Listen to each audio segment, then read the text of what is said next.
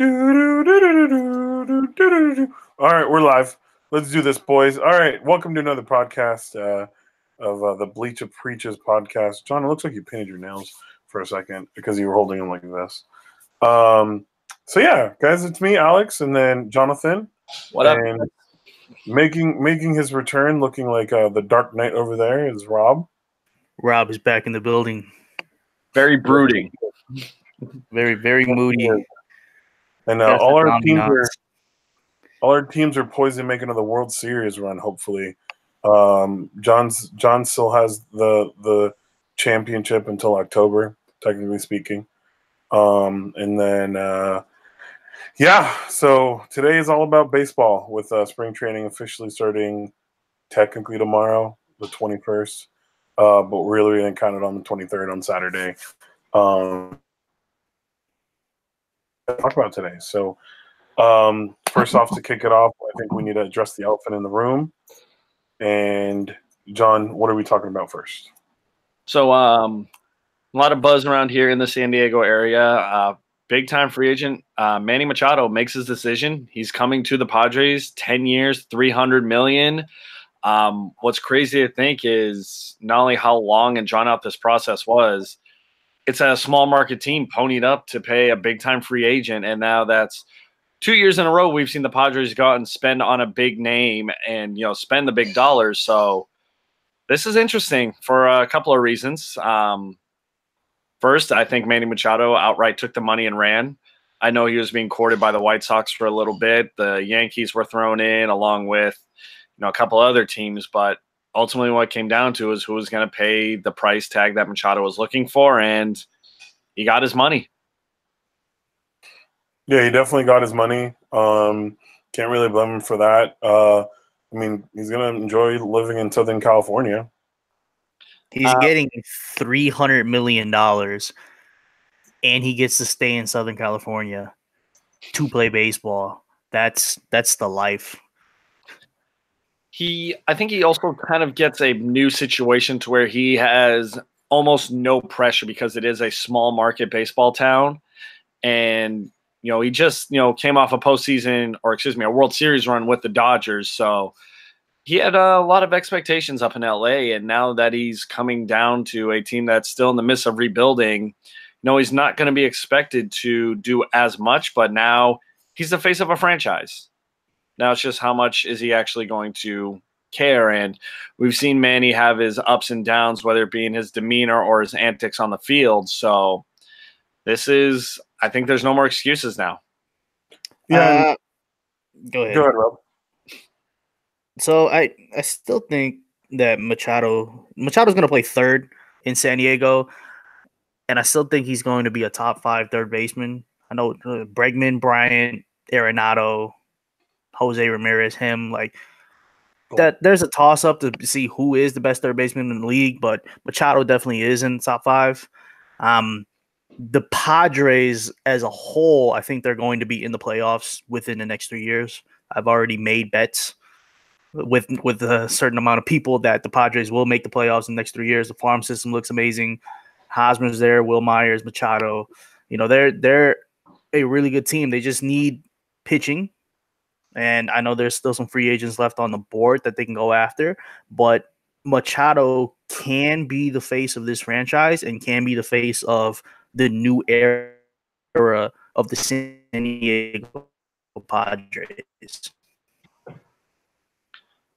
Yeah, I agree with all that. I mean, the one thing that's really promising is that their farm system is looking good too. I really like the guy Joey Lucchesi. Didn't have an amazing season last year, but still had a pretty good season as a 23-year-old pitcher. So they've got some stuff down the pipeline that's really coming down. Lucchesi has such a funky windup. Yeah, I don't know if you guys have ever seen him pitch.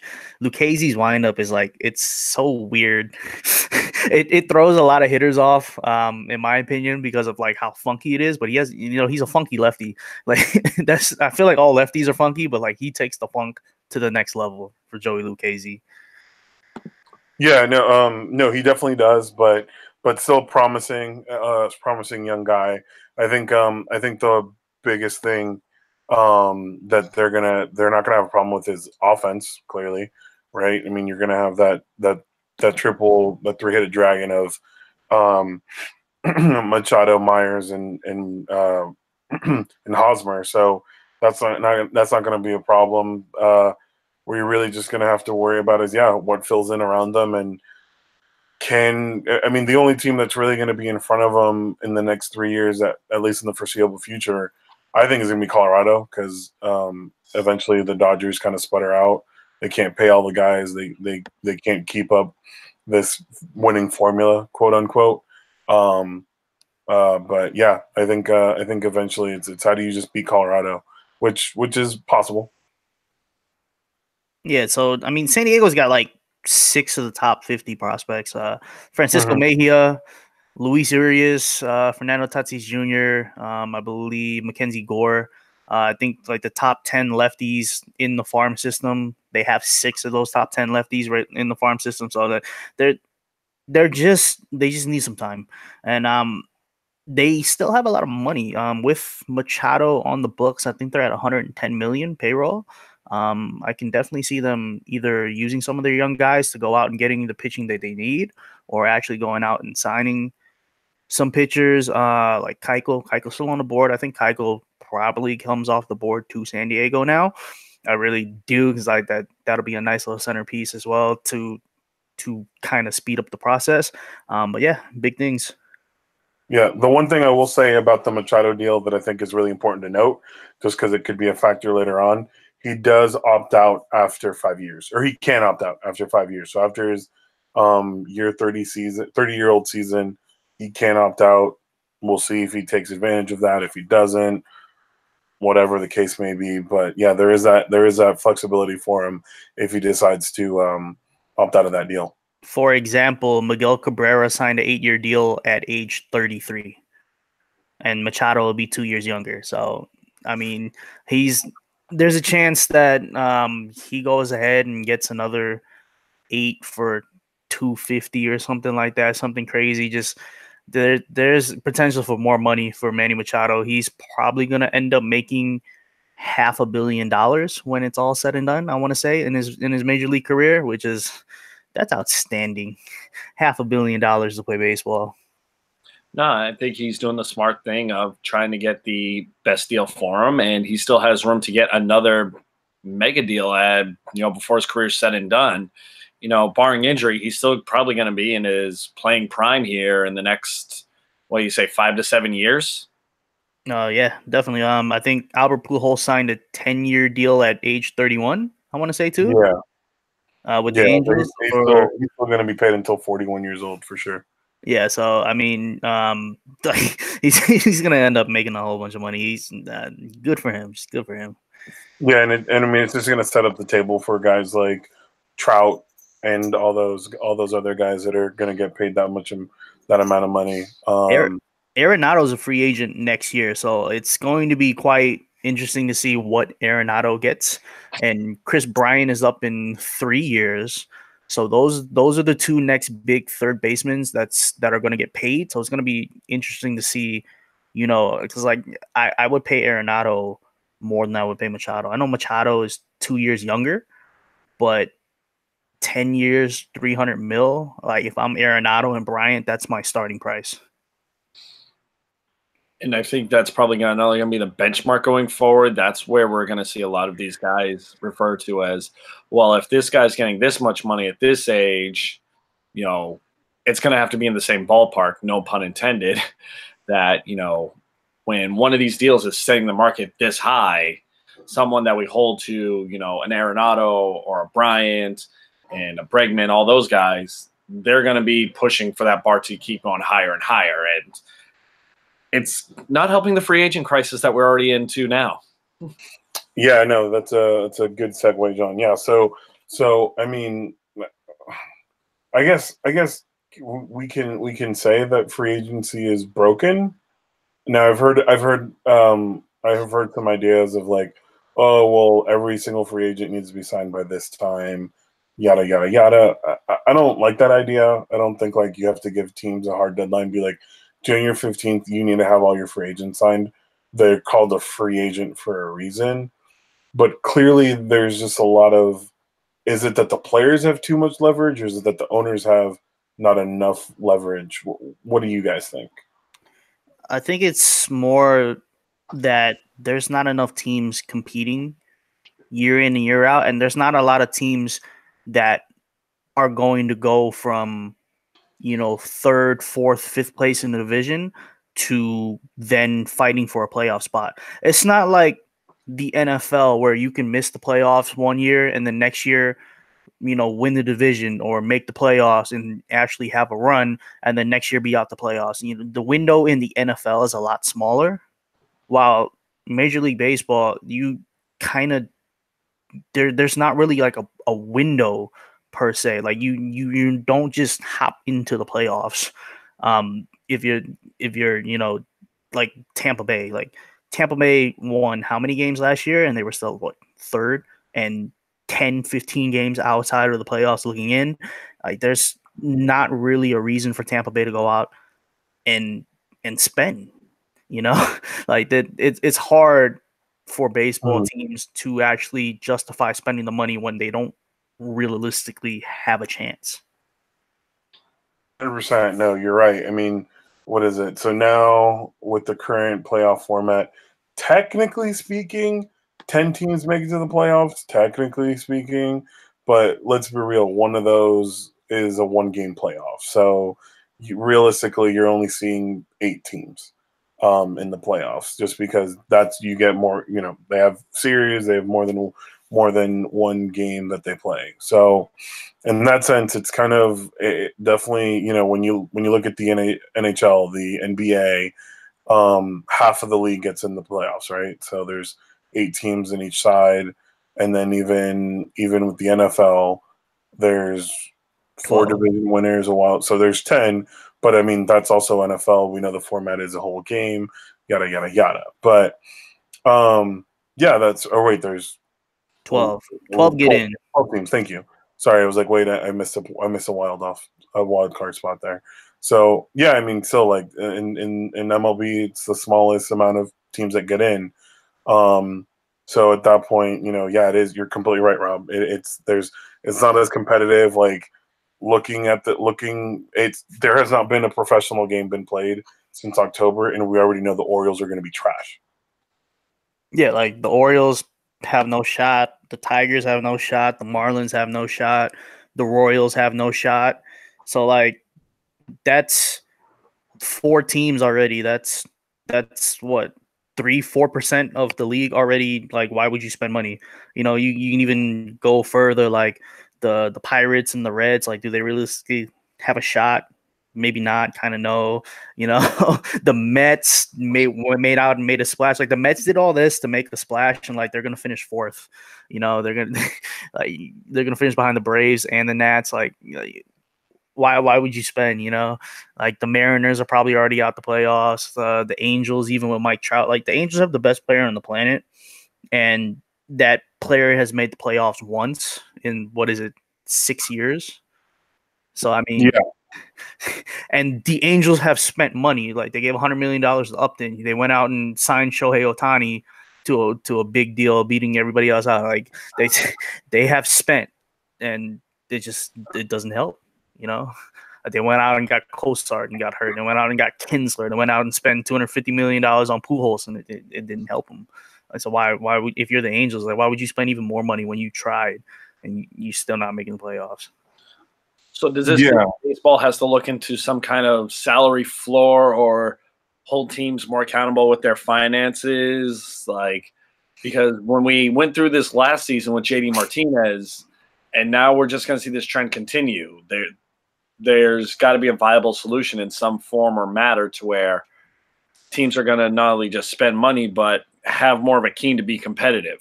I mean, salary floor would help, but the owners would not agree to it at all. Like half the teams, like the Rays would not agree to the salary floor. Like the Rays won't even update their own ballpark, which has been trashed since it opened. Yeah, so like I mean, there's probably The Marlins probably won't agree to a salary floor. Baltimore, like there's at least 10 to 15 teams that probably won't agree to a salary floor. I mean, a salary floor would help, yeah, sure. If you set it at like, I don't know, like 80 million maybe, which is probably double the Rays salary more than likely. But like a salary floor would help, sure, but no one's gonna agree to it. Yeah, I don't know. Like that's the thing is like the solution in my head isn't yeah. How do you make the league more even, right? Does that mean like a hard cap? Because I mean, as we know, there is no real hard cap in the MLB. No, I don't think that's really the answer. But we do hear a lot of discussion about, oh, we need to expand the playoff, and I'm not a big fan of it, but if it helps baseball, I'm okay with it, with expanding the amount of playoff teams that get in. Maybe you kind of do what like NBA does, and maybe not like maybe you add another 5-game series instead of having the wild card teams just play once. But at the same time, how you're going to solve this? I have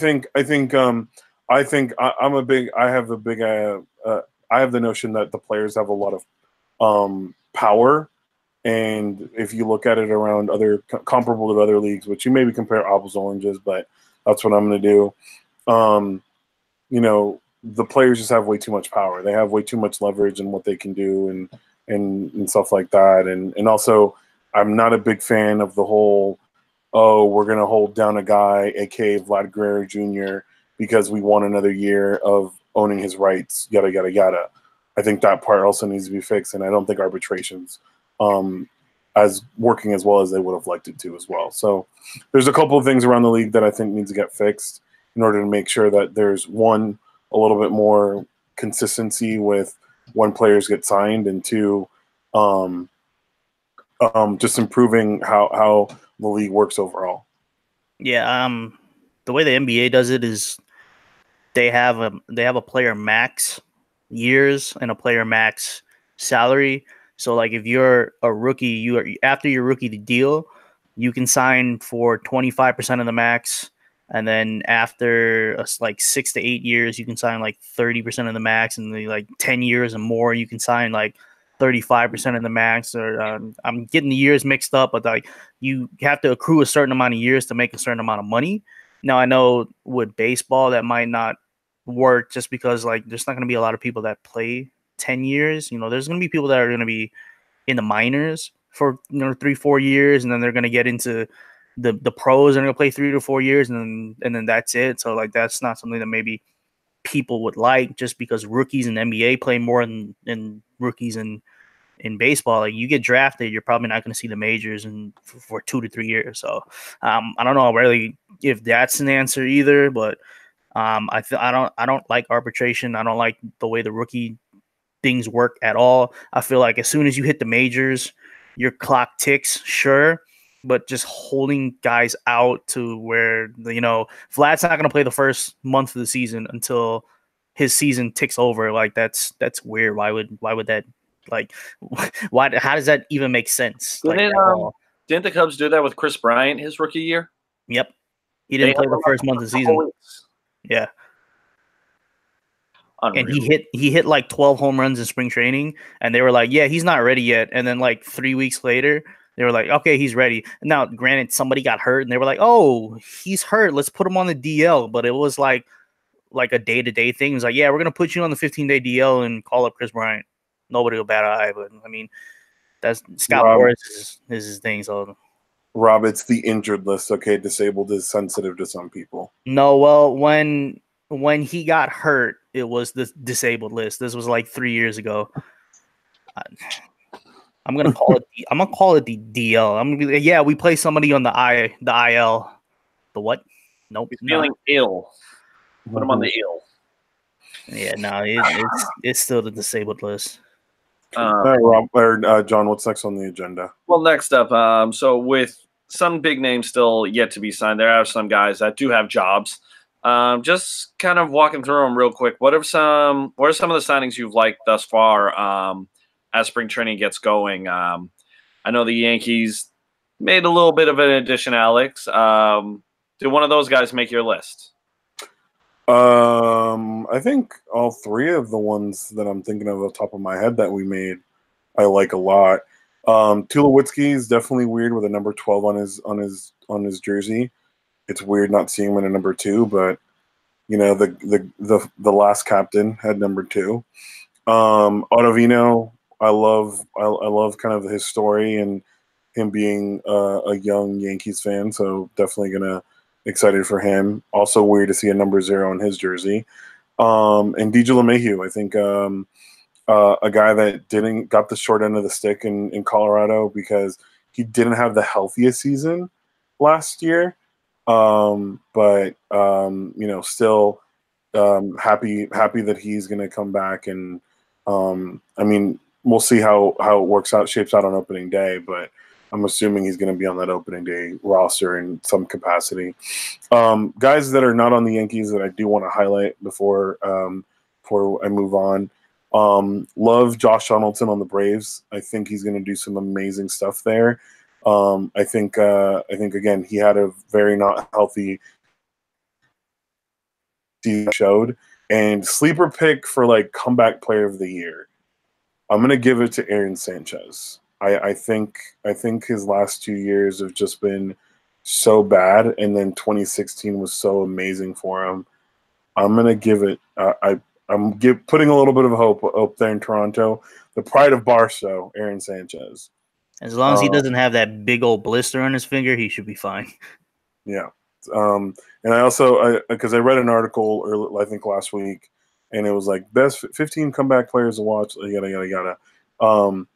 I remember one saying, well, the Orioles are paying Chris Davis $150 million to suck. So for his sake and their sake, he needs to be better. Not like, hey, like he's gonna have a bounce back year. Just hey, he needs to be better. Yeah, I love Donaldson. I think he's gonna put the Braves on the next level. I loved the DJ LeMahieu signing with the Yankees. I think him, Gleyber in the middle of the infield is going to be really good. You don't have to play Tulo every day now. You can kind of rotate between Gleyber, Tulo, and DJ LeMahieu. I love the reliever signings. I think Joe Kelly will be good with LA. The Dodgers really needed bullpen help. I love the Phillies. The Phillies went after David Robertson. They have a really good back of the bullpen now. Robertson, Neshek, and Sir Anthony Dominguez. That, you know, I just like it when teams sign really good relievers and shorten games. So I mean, the Ottavino trade was really good, or not trade. Ottavino signing was really good. Andrew Miller is going to be really good with the Cardinals. Cardinals were really, you know, just throwing guys out there. The Ponce de Leon, Dakota Hudson, like the Bravia. You know, there was a whole bunch of guys just eating innings in St. Louis. And they didn't really have one guy. They had Hicks, but Hicks is really wild at times as well. He'll throw 106, but sometimes you don't know where that 106 is going. So with Andrew Miller, they're going to be pretty scary in the back of the pen. Other than that, man, there's still a lot of guys really out there that haven't signed, and I'm just wondering when they're going to sign and where they're going to sign. Also, I'll add another one here. I'm excited to see what Eovaldi does with a full season with the Red Sox. I think that's going to be good for him. Fair enough. Just another one I liked, AJ Pollock going to the Dodgers. I think that's a good spot for him, especially after the departure of a Yasiel Puig. I know he can play all three outfield spots. I think he'll do just fine. Michael Brantley joining the Houston Astros. When healthy, he's one of the better hitting outfielders in the game. So if he can get it all together out there, I think Houston's right back in the mix for another World Series run. Brantley's very underrated because he'll break up all the righties. They used to lead off four righties. They used to lead off Correa, Bregman, Altuve, and Springer. And, you know, putting a Brantley in the middle of that. And so instead of going, they'll probably go like Springer, Brantley, Altuve, Bregman, Correa. That's a very scary top five. It's also kind of crazy just to think that the longest deal, well, up until the Machado one, was the Patrick Corbin deal with the Nationals. Um, not too sure what to expect. Going from a small market to a bigger baseball market like Washington, Corbin's been good, not great. He had 2 really good years Yeah. last year in 2015, either 2015 or 2016, and last year were his 2 good years, and that's like sandwiched in between like 2 inconsistent years and like 1 like horrible year. So I mean, I wouldn't have paid that much. Like, would you rather have given Patrick Corbin that money, or would you rather have given Dallas Keuchel that money? I guess is the big question. Well, you want to give it to the former Cy Young winner, right? Yeah, but Keuchel's also 31, and I think Corbin's 28. Corbin is 29, yes. So a couple Yeah, years off, but couple you years. also want to think how those innings and pitches add up on the arm. And Keuchel as well had injury issues. Keuchel had the Cy Young, and then he had a mediocre season after the Cy Young. And he had a good season last year, but then he also had injury issues. So you're a little bit worried. I think Keuchel is a better pitcher, but over the life of a 7-year contract, I think Corbin's going to have more return, I guess. But I really don't know. I think Keuchel is going to get that Jake Arrieta money that Jake Arrieta signed last year. It was like 3 for 75 or something like that.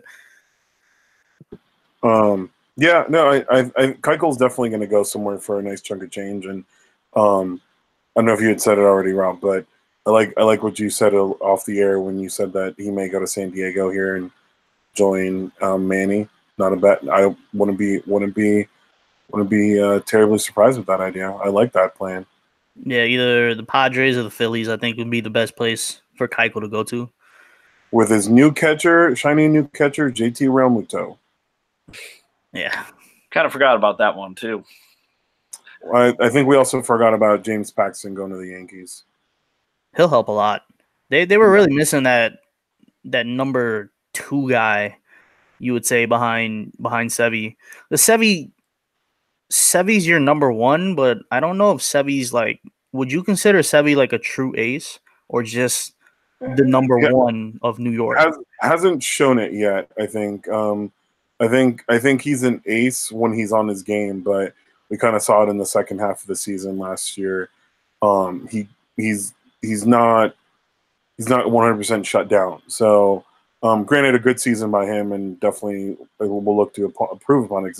He's only 26, 25, something like that. So I think he's 25. Yeah. So I mean, he's gonna get better. The thing is I mean, I like Paxton. He's a great fastball pitcher. Works off his fastball. Doesn't really throw anything. A fastball, cutter, knuckle curve, changeup, and a changeup. Yeah. Yeah. And that's all he throws. Yeah, and then but his bread and butter is his fastball, and that's what he just needs to stick with. One thing I looked at and I was kind of like, okay, well, hopefully this can be the year that we do this. Paxton's 30, 31. He's never thrown a 200-inning season, so that'll be really key for him, is to stay healthy and just make sure that he's out there. I mean, granted, also with the bullpen that we have, he gets to the 7th inning or the 6th inning, the game's probably won anyway. But yeah. Yeah, so Paxton, Tanaka, CC coming back in Sevy. I think that's a good top 4. I think like you could put that top 4 against any rotation, especially in the playoffs, and you'll be happy with it. Sevy going number 1 against like a Chris Sale or Corey Kluber, you probably aren't too afraid. You don't think you're going to get mismatched there. So, I mean, I guess Sevy is a number 1, but I don't know. No. Well, I mean, I'm very interested to see how your boy Yu comes back. I think he's gonna have a bounce back season. At least I'm hoping he does. I hope so. He's gonna be number 5 starter, so he's not gonna be. He's going up against other number 5 starters. So as long as he throws 150 innings, it'll be a success. I need like 25 starts and 150 innings, which is around 5 innings a start. So I mean, come on. Is he on track to start the year on time? Yeah, he's 100% ready to go. Everybody on the Cubs, other than Brandon Morrow, is 100% ready to go. Ben Zobrist isn't in camp yet, but he's 100% healthy. He's just got some personal issues. Mm-hmm. And then I think the biggest question mark for the Yankees is really, is Gary Sanchez going to hit 180 again? So is Gary Sanchez gonna catch? Yeah, because Luke Voigt and it's Luke Voigt and Greg Bird for first base right now. So yeah, I mean he's gonna catch for the time being. Whew. Oh, that was a tough year to go through for Mr. Sanchez. Also, favorite signing of the Yankees probably, just for sentimental reasons, Danny Farquhar. He's got a funky delivery too, I want to say. But now he's wearing like a foam hat. Like he's literally like wearing a hat that like it's weird, but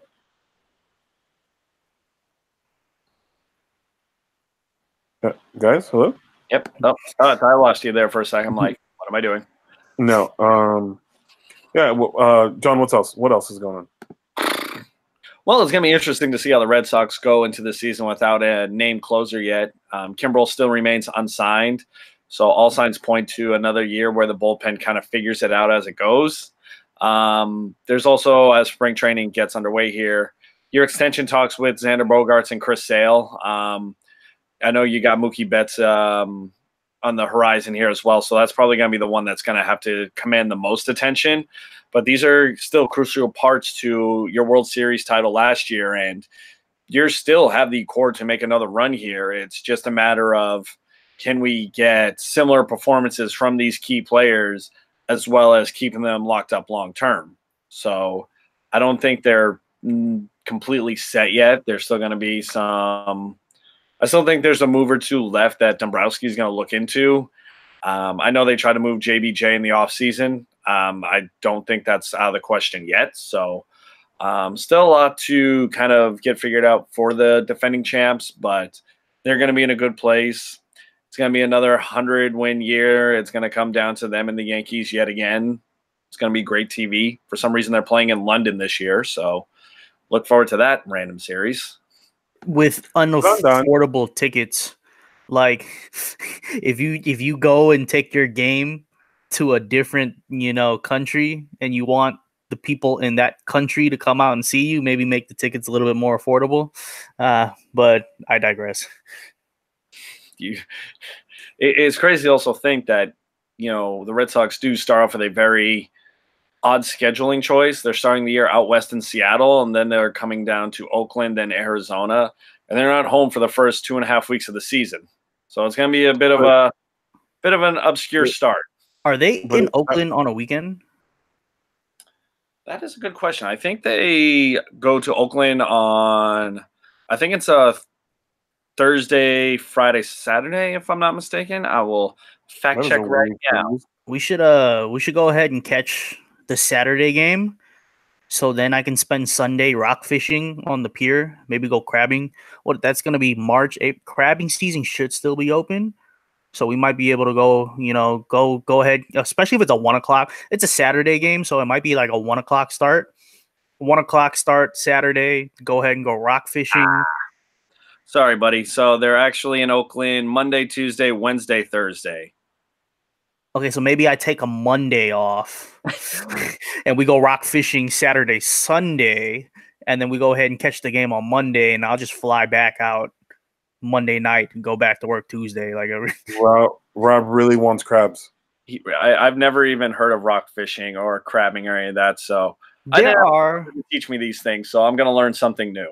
There are some rock fishes that taste good, like lingcod isn't bad per se, but I mean, rock fishing, it's more like rock fishes are kind of like, I don't want to say they're the roaches of the sea because that's, but it's kind of like that. But yeah, And welcome to the Bleacher Preacher podcast, where we talk about rock fishing. Everybody, yeah, no, that's it. That's very interesting. Well, it's all, John, it makes sense because it's still like 30 degrees in Boston in the end of March, beginning of April. Just as cold as the heart of the women there. Whoa, some issues coming to light on the Bleacher Preacher podcast. Well, we for sure right now we also have the Yankees Giants trip planned for a weekend in April, so that's going to be a fun watch. Never been to. I still call it Pac Bell. I'm not calling it Oracle Park or whatever it is. It will always be Pac Bell. Oh. Cubs open in Texas. We play the Rangers. It's gonna be some fireworks. Ooh. Although I'm kind of sad Adrian Beltre retired, so I'm not gonna be able to go see Adrian Beltre. But I guess I can go see like Chris Bryant and Joey Gallo, a couple of Vegas kids. Yep. Joey Gallo is gonna go 2 for 12 with 2 home runs, and they're both gonna go combine 1,060 feet. You heard it here first, guys. Yeah, the ball flies out there. I hope Cole Hamels gets to start in Texas. That'd be a nice little reunion as well. Curveball killer, that man. All right, gentlemen. Any other leftover baseball thoughts?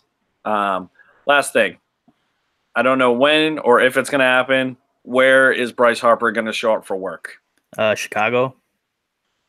Well, technically he's going to show up in Arizona for spring training, but yeah, for the Cubs. You know what? I'll go with that. I like Chicago. I don't mind if he goes to the Cubs. I really don't care. I already told John this. I don't care. Show up somewhere. Show up somewhere and collect a paycheck. You've been fed up for like the past 2 months. Like free agency started, and then after the winter meetings, it was just like I just really don't care. I like for me, like it's all a joke. Like him and Machado are both a joke. Like just sign and fucking get over it. And that's really like my mentality. Is you guys just need to just get a job. Literally, like I feel like I'm the like they're the mid 20-year-old like kids that have never gotten a career before, and I'm just like their nagging mother that's just like, get a job, you bozos. Just a very touchy subject, huh? Dropping an F-bomb on the pod and everything. Bryce Harper makes me say things I wouldn't normally say. Unbelievable. I think he goes to Philadelphia, and then we just get this behind us and move on. And, for the hell of it, Kimbrel, go back to Atlanta. I want him to go back to you guys. I want to see him again. I think Kimbrel does go ahead and sign like a 1-year deal with Boston, and then you just test the free agent market again next year. So apparently he wanted like $100 million deal or something like that. I mean, I'd give him Jansen money, but I'm not giving you $100 million. I'll give you $15 million a year. I just won't do it over, 10 years. But if you look at his numbers, he's honestly he's been the best closer since he walked into the freaking MLB. So I don't think $100 million is a stretch, but yeah, no one's apparently going to give him that. So Jansen didn't get $100 million. I don't think. I think Jansen got 75. Yeah, I think Jansen got 75, but that's what I'm saying is I think Kimbrel's better than Jansen. I think they're on par. I would give him Jansen's money, but I wouldn't give him more than that. I probably wouldn't even give him. I think Jansen was 2 years younger at the time of him signing his free agent deal than Kimbrel is. How much did Chapman get? Chapman got 60? 60. 4 for 60, I think. Something like that. Yeah. Yeah, because he's making like $17-18 million a year, something like that. I think Wade Davis got $16 to $18 million a year, something like that, over 3 years. I think that's the sweet spot. Three for like 45 or 3 for like 50 is a sweet spot. Like that's a bargain for Kimbrel. Yeah, but we'll see. I'm okay with him going to Boston. I think Atlanta would be a good fit for him too. I think Atlanta needs that kind of help, but at the same time, it's up to him because there's got to be offers on the table. It's just that he's not taking them. Yeah, I bet you the Padres have thrown an offer. I bet you the Phillies have thrown an offer. I bet you the Mets have thrown an offer. Like the Mets. Oh man, it's okay. The Avengers don't even want the Mets to be in Citi Field. So no, I think that was more Thanos' doing. Clearly snapped it all away. You see, the city of San Diego gave Manny Machado more money than they would have given to the Chargers for the Chargers to stay. Funny how that works. Oh, man. Funny how that works. What's funny is San Diego only wanted to go half and half on the new stadium, and the owners still said no. But, guys, they have the San Diego fleet now. yeah, that league not in good financial shape from what it's being said. All right, yeah. So that's going to be it for us, guys. We've covered everything from rock fishing, from the taste of women in Boston, and all the way down to the AAF on a baseball podcast. So clearly, oh, and also my first F-bomb on the pod, I guess. I don't think if I ever said one before. So yeah, so that's going to be it for us.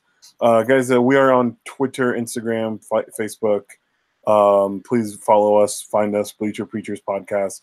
We'll pop up. We're trying to stay more involved on the social medias. I know that we do a kind of a poor job sometimes, so promise you I'll try to be more more Posting involved. right now.